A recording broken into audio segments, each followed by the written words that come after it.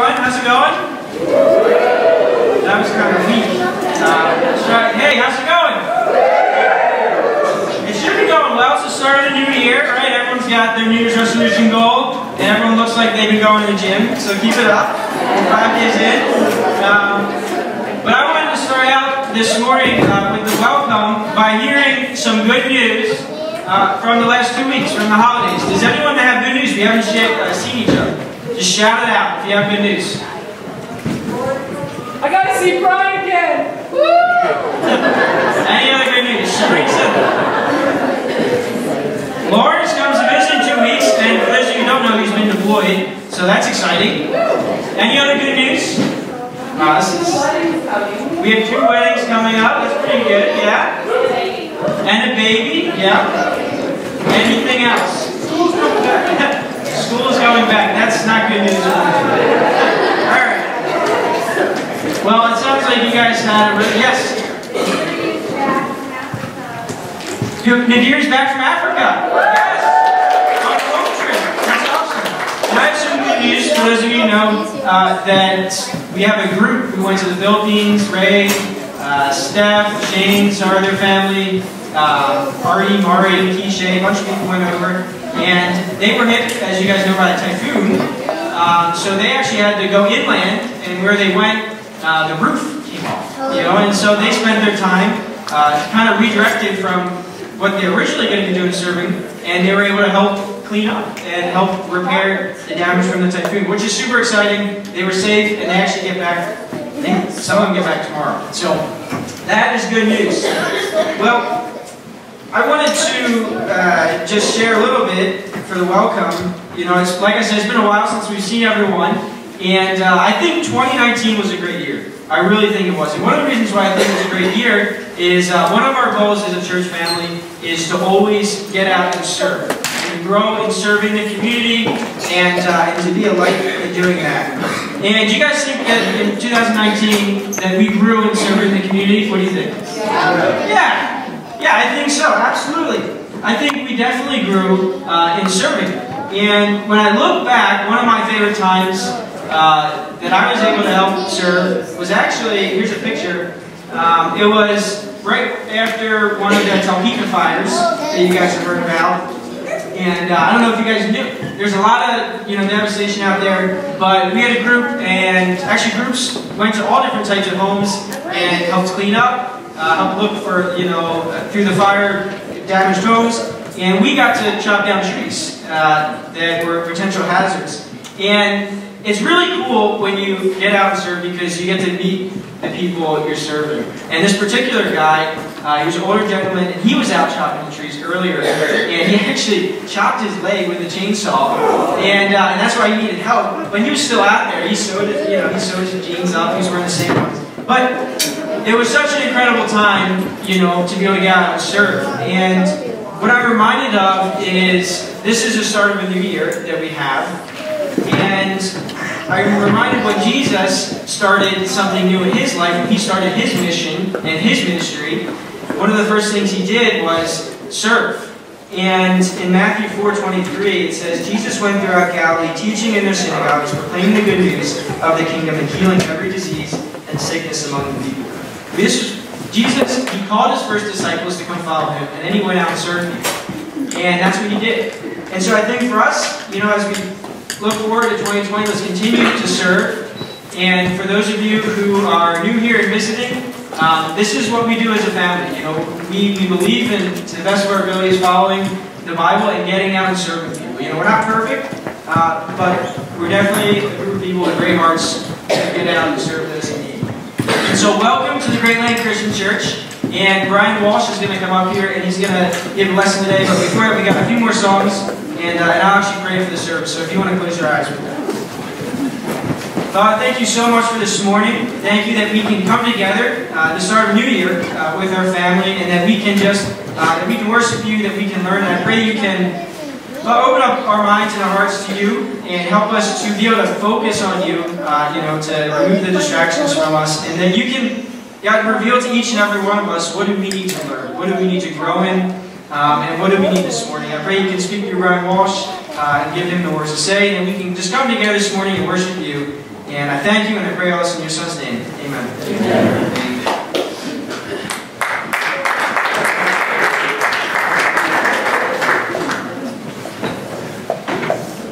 Everybody can please stand up as we get started with 2 more songs.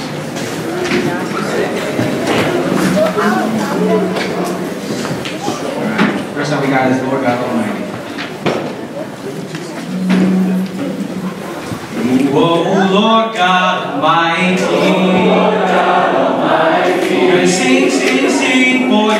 Gonna sing, sing, sing for you. Oh, Lord God Almighty,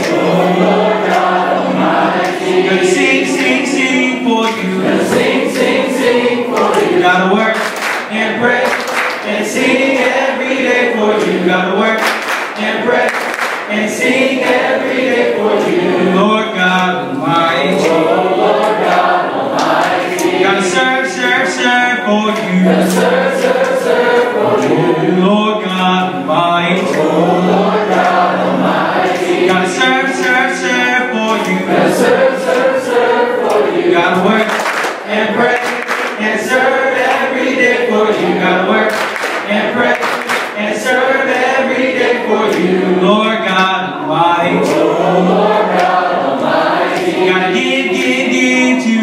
Gotta give, give, give to you. Oh Lord God Almighty, oh Lord God Almighty, gotta give, give, give to you. Gotta give, give, give to you. Gotta work and pray and give every day for you. Gotta work and pray and give every day for you. Lord God Almighty, oh Lord God Almighty, gotta preach, preach, preach for you.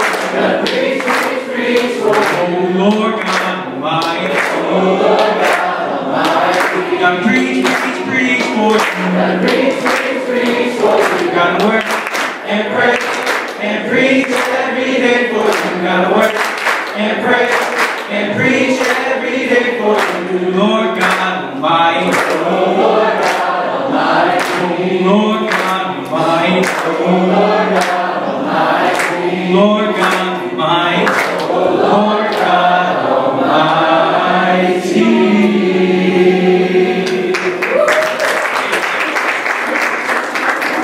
We're going to continue with Glory, Glory, Hallelujah.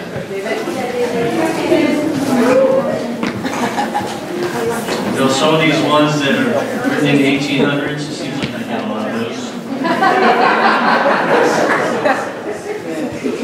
Sing out.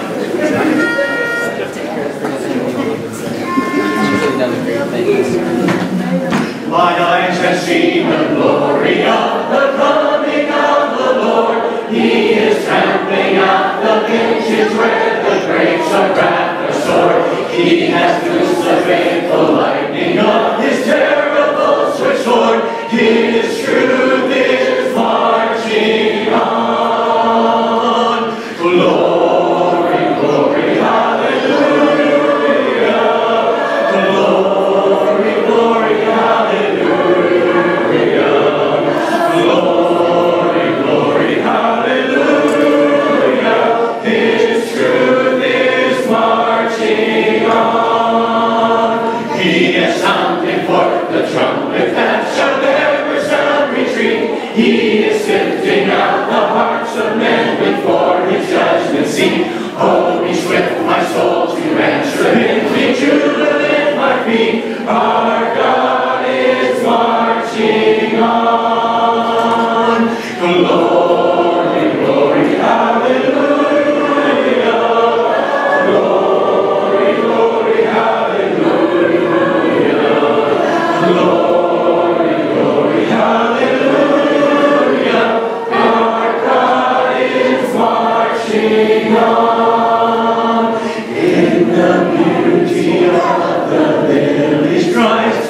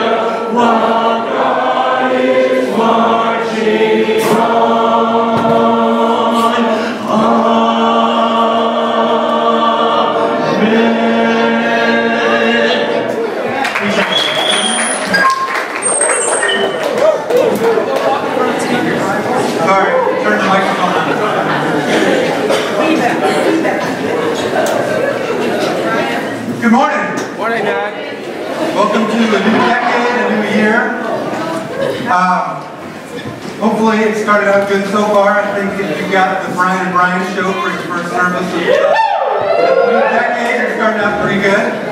But for me, I'm coming off of what I think is a really good year, and really looking forward to the next year. I'm lucky enough to be born in 1970, and so I get these nice decades that map to the world decade. So I turned 50 this year.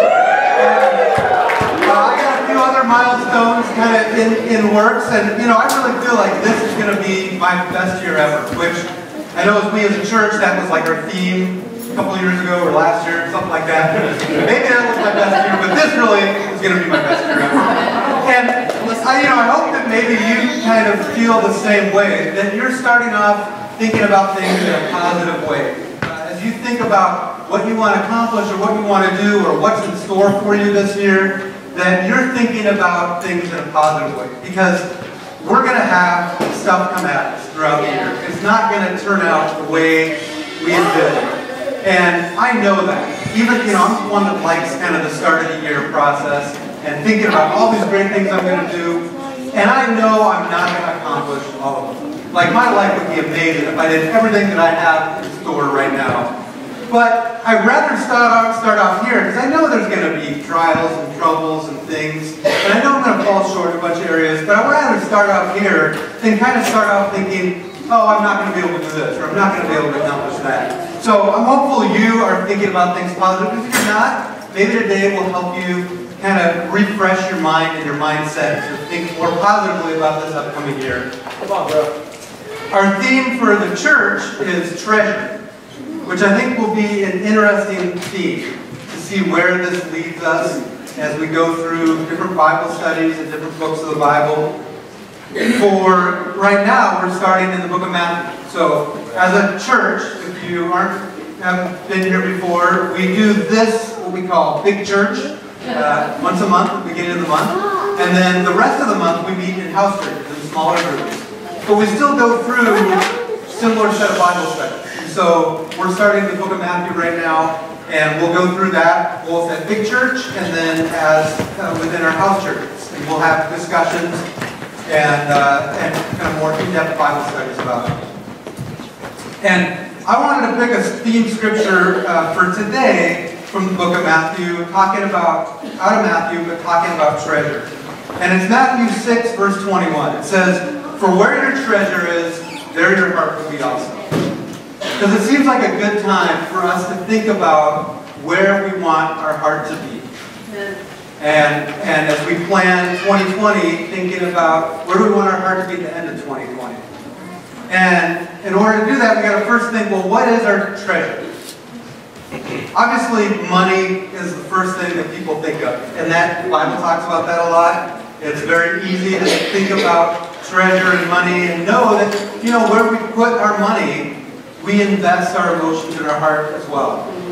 But there's other treasure we have. Obviously, time.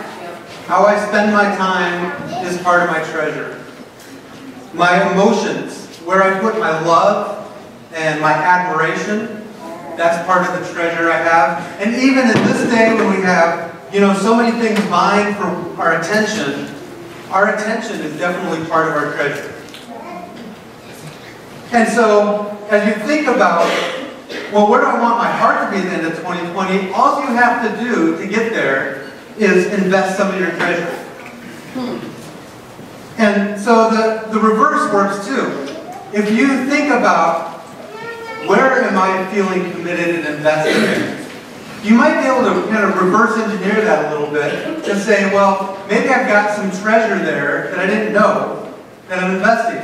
So, I've heard people talk about being, feeling very close to either social groups outside of church, work groups.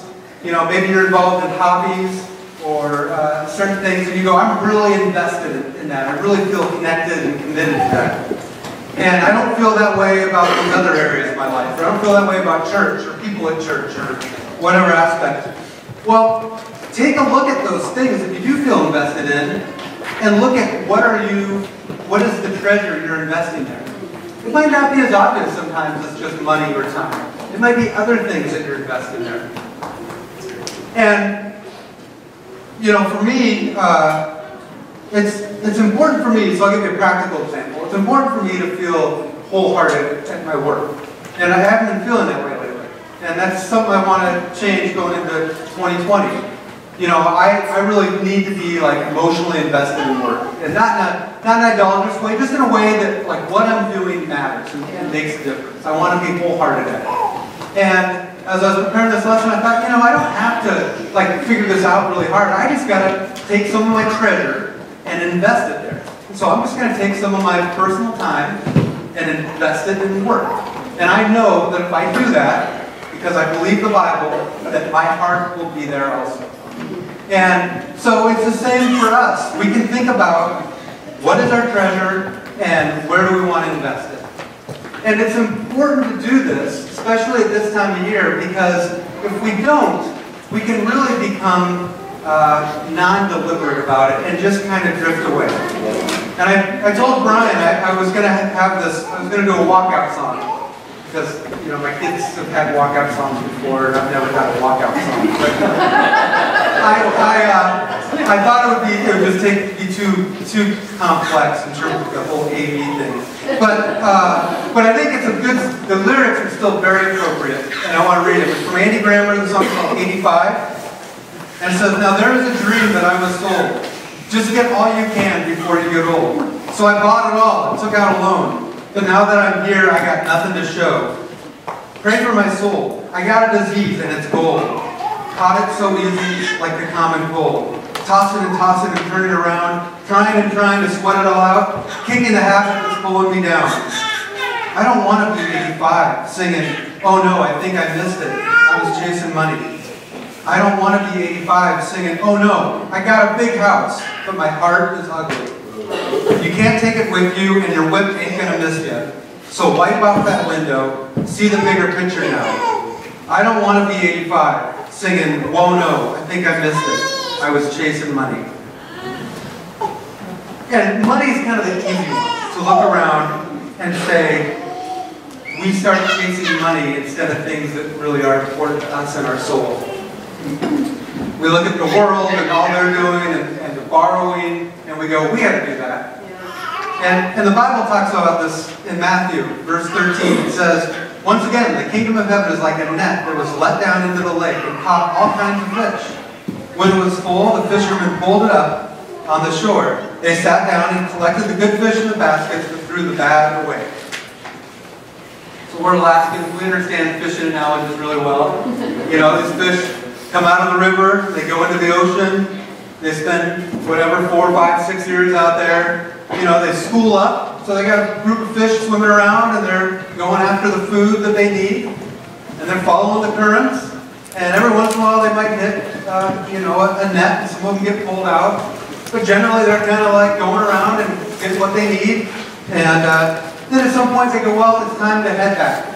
And so they go back and they go up to the mouth of the river. And, you know, everybody's like, you're doing good, I'm doing good, let's keep swimming. And then they meet my dinner. And I don't throw any fish back. I throw some things back. But it's the same for us. You know, we're like the fish. And the food is just the money that we got to get to live, to survive, to pay our rent and food, or eat. And but the currents are like, you know, what everybody else is doing. And so we can kind of be swimming around and, you know, looking around and going, oh, Bob's got a new car. I guess I need a new car. And, you know, Sally's got a bigger house. I guess I need a bigger house. And we just kind of go along with things, not realizing that we're getting caught up. And all of a sudden, a net comes. And, you know, maybe it's the net of Judgment Day and the second coming. But, you know, we all have seen the net come for people. Whether it's tragedy or disease, something that ends our life before we get to the final spine move. And so, one of the reasons I like New Year's, and I like this kind of bookend, is you get some time to reflect. Just take a step back and say, what is it that's important to me? And I don't want to just go along with the currents. I want to live life deliberately and not get caught up and all of a sudden go, oh no, I missed it. So I always tell people to do an annual review at this time. And I know a lot of you probably are not big fans of annual reviews. I actually like annual reviews. I like giving them. But the way I do them, and the way I encourage you to do it too, is first just spend a little bit of time looking back. Okay, so looking back at the last year, and take a look at what happened and what you can learn from that. You know, our tendency is to get negative about things. So if you find yourself kind of reliving mistakes or beating yourself up, you're probably spending too much time in your past. But just enough time so you can learn and not make the same mistakes. And then spend a little bit of time looking about where is it you want to go. Like I said, where do you want your heart to be at the end of 2020? And then a majority of the time needs to be spent on you and how you're living. How you're going to live, how you're going to change and improve yourself so you can be all that God wants you to be. And hopefully that experience is positive. And I think when we do that, and then we go and read the Bible, like we're doing in Matthew, you'll be able to see how the Scriptures can really apply in your life and can build you to be the person that God sees you as. So, when we go through Matthew, we're gonna spend a lot of time looking at how Jesus lived. And you know, sometimes we can look at the Bible like it's a treasure hunt. That's hopefully how we look at it. And other times we look at it like it's a scavenger hunt. Okay, a scavenger hunt. You might go, well, what's the difference? Well, I did scavenger hunts growing up, and scavenger hunts are, you know, now you just go out and you take a picture of things. But when we were growing up, we didn't have cameras, and so you went out and took things. We've still got a stop sign in our garage. And so, you know, like one year we had in high school, it was my sophomore year, the beginning of the year, and we were not cool kids in sophomore. I mean, we were barely out of the freshman year. But the cool seniors organized this massive scavenger. And I mean, there was like 100, 200 cars, I don't remember. And you get a list, and you go out all around town, and you take things, and then you come back and you share your victory. Well, my friend had a car. This was before provisional, so we all go out driving. And there was some kid in the car. I don't remember where he came from, but we're driving, and we've got a few things, and we go through this intersection, and one of the things we've gotten is, the restroom signs that say, like, gentlemen. That was one of the things we had, and we go through an intersection. He decides to hold it up in the window as we go through. And of course, Murphy's Law is there's a cop sitting in the stop light, and he pulls us over. And within a couple questions, deduces we're on a scavenger hunt. And he says, you're going to drive back to Diamond and I'm going to follow you. And I got to tell you, all of us were just petrified. And we were not worried about the cop at all. We were worried about the seniors that we were going to bring the cops back to the big scavenger hunt. It was super scary. Luckily, a few other people had done some stupid stuff, and so there was a bunch of cops there. So we avoided being the total class goats, at least that time. I got other stories where I humiliated myself plenty of times in high school. But that's a scavenger hunt. It's super exciting, but you get no reward at the end. There is nothing of value at the end. Treasure hunt is a lot of anticipation that you're going to get something of value, that you're going to find something really important and precious that is going to be important to you. And in Matthew 13:44 it says, the kingdom of heaven is like treasure hidden in a field. When a man found it, he hid it again, and then in his joy went and sold all he had and bought that field. So that's what we get to look forward to as we head into Matthew. This joy of finding treasure and then being able to buy the field and own it, own that treasure. So just to give you a little preview, if you haven't looked at Matthew, I'll tell you some of the things that you can find in the book of Matthew. So first of all, in Matthew, you'll learn how to get anything you want. You'll learn how to become wise, which Solomon had a choice of all the riches or wisdom. And he chose wisdom. So wisdom must be pretty good. Well, you can find out how to become wise in the book of Matthew. They tell you if you want to be successful in life, you surround yourself with good people. Well, Matthew will give you a way to determine how to select your friends and your confidants so that you can surround yourself with good people and be more successful. You'll hear about the one thing that can lead to a perfect life. You can learn the secret of never giving any of your money to taxes again. Yeah. So I got some people with that one. You can understand how to manage money. And not only that, but you can get double, triple, up to 100 times more than you have now. Those are all the things that wait for you in the book of Matthew. Now, when Ray asked me to do the lesson, I actually don't know if I was supposed to do like an overview of Matthew or Matthew 1 and 2. So I'm going to give you a really quick synopsis of both. And if you guys start Matthew 3 in your house churches, you'll have to go back and do a little treasure hunt of your own with Matthew 1 and 2. If you start 1 and 2, you'll have plenty to go on after this. But let me just give you kind of an overview of Matthew. Matthew starts off with a really quick look back, just kind of like our annual review. Look back at where did Jesus come from, which is important to know, where did we come from and kind of what affects our personality.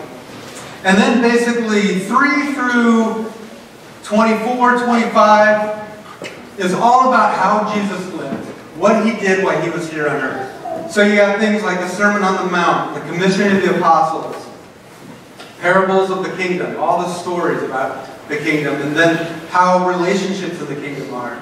And then what's called the Olivet Discourse, which is like kind of starting to prophesy a little bit and talk kind of more apocalyptic language.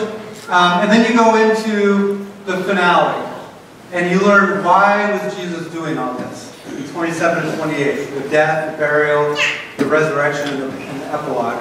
And really, we see, what's interesting about that is we see, obviously Jesus came here to reconcile us to God so we can have a relationship with God. But all that he did, all that big section was all about how he lived, was so that what he was doing in ministry would carry on beyond his death. And we see that in the Great Commission. Go make disciples of all nations.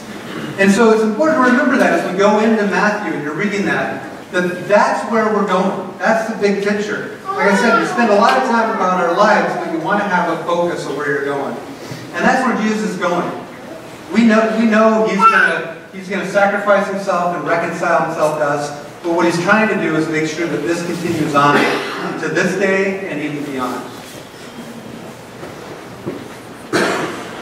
So, a couple of practicals of chapters 1 and 2. So, chapter 1, like I said, goes through the genealogy of Jesus. You might say, well, why is that important? Well, this is written primarily to Jews, and so they need to know that Jesus is from the line of David.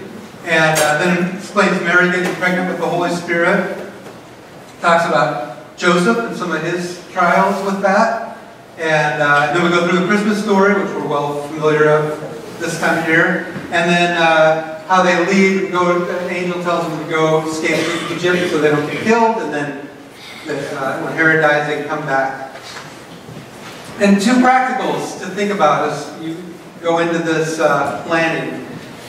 And you think about plans you're going to make and decisions you're going to make. The first is to be patient, like Joseph. So it says, Joseph had in his mind to divorce Mary, but he spent time considering that. And then the angel comes down and says, Joseph, don't be afraid. It's in Matthew 1, verse 20. And so as you start thinking about decisions, you're going to have probably some easy decisions and some difficult decisions. Obviously, divorcing Mary was a very difficult decision for Joseph. And so you see him spending a lot of time thinking about it.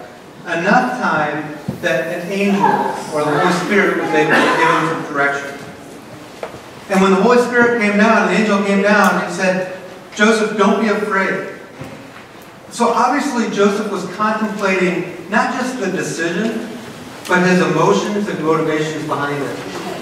You know, a lot of times things like insecurity and fear can drive a lot of our heart and our decisions. And if we don't acknowledge that, we're not going to make as good decisions. Yeah. And that's what the angel came down and said, Joseph, don't be afraid. I know you're fearful. And then talked about, here's the decision you should make. And then the second thing is, you know, you're going to put plans in place. And depending on how you are with plans, and how you approach plans, we need plans and we need some perseverance and we need some resilience, but we also need to be open. Because external factors come and mess with those plans. Yeah. And that's what you saw in chapter 2. Mary and Joseph, they were planning on returning to their home. But an angel came down and said, no, Herod's going to kill you if you do that. You need to go to Egypt. And they had to change their plans. And it should be the same with us. We don't want to give up on our plans too easily, but we also got to be open to changing if external factors dictate that's what needs to happen. I hope that gives you a little bit of a preview of the treasure hunt you have in store with Matthew, and also just some thoughts about how to prepare to have an awesome 2020. Because we all have a lot of treasure within us. And where our treasure is, there our heart will be also. And so think about where you want to invest your treasure, where you want your heart to be at the end of 2020. And do that deliberately, with intention, and with a lot of excitement. We're going to read Matthew 28, verse 5, for our communion. It says, the angel said to the woman, do not be afraid, for I know that you are looking for Jesus, who was crucified. He is not here. He has risen, just as he said. Come and see the place where he lay. Then go quickly and tell his disciples, he has risen from the dead and is going ahead of you into Galilee. There you will see him. Now I have told you. So as the end of the sermon here, we prepare for communion. The communion is time when we reflect and remember that God died for us and that he was resurrected. And as you think about planning for 2020 and putting ideas in plan for 2020, I want you to think about not just Jesus resurrected, but Jesus on ahead of us. He was on ahead of us when he left the grave. He was on ahead of the disciples when he left the grave. And he's on ahead of us even now going into 2020. And I hope that that helps inspire you to realize that the resurrection is still applicable in our lives today. Let's pray for the community. God, we want to thank you for your word, for the Bible, and for the book of Matthew, for just giving us an account of Jesus' life here on earth. We are excited to learn about all the things he did, the way he lived, so that we can, in a positive way, apply those things to our lives and live better, fuller lives for you while we're here on earth. God, we pray for the communion, for the juice and the bread that represents your body and your blood. And I pray that we can remember your sacrifice as we go into this new year. We love you, God. Thank you for Jesus' name. Amen.